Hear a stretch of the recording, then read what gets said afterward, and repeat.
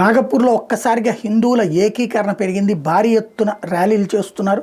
ఏదైతే హిందువుల దుకాణాల మీద దాడులు, ఇళ్ల మీద దాడులు, వాహనాల దగ్గం లాంటి వాటి నేపథ్యంలో, అదే సందర్భంలో మరొక వైపును చూసుకుంటే దీనికి వెనకాల వ్యూహాత్మకంగా కావాలని చేశారంటూ ఫడ్నవీస్ అసెంబ్లీలోనే ప్రకటించాడు. దేవేంద్ర ఫడ్నవీస్ మహారాష్ట్ర ముఖ్యమంత్రి. ఇదంతా ఒక ఎత్తు అయితే, పోలీసులు ఇప్పుడు తేల్చినటువంటి విషయం ఏంటంటే ఫహీం ఖాన్ అనేటటువంటి వ్యక్తే ఈ మొత్తం వ్యవహారాలకి మాస్టర్ మైండ్ అని తేల్చారు.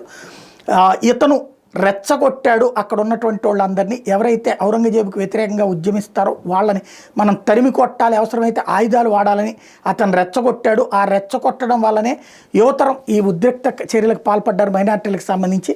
ఇతనికి 2024 లోక్సభ ఎన్నికల్లో నితిన్ గడ్కరీ మీద పోటీ చేశాడు. ఇతను మైనార్టీ డెమోక్రటిక్ పార్టీ పేరుతో. చివరికి మిగతా పార్టీలన్నీ పోటీ నుంచి తప్పుకుని ఇతనికి మద్దతు ఇచ్చినాయి. ఆ రోజున కాంగ్రెస్, ఎన్సీపీ, శివసేనకు సంబంధించినటువంటి ఉద్ధవ్ థాకరే వర్గం వీళ్ళందరూ కూడా.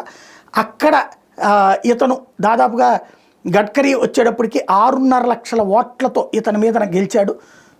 అంతమంది మద్దతు ఇచ్చిన 3 పార్టీలు మద్దతు ఇచ్చినా కూడా అలాంటి దశలో ఇప్పుడు తను నాయకుడు అవ్వడం కోసం ఇలాంటి వ్యవహారాలకు పాల్పడుతున్నాడు అన్నటువంటి విషయం తేల్చారు.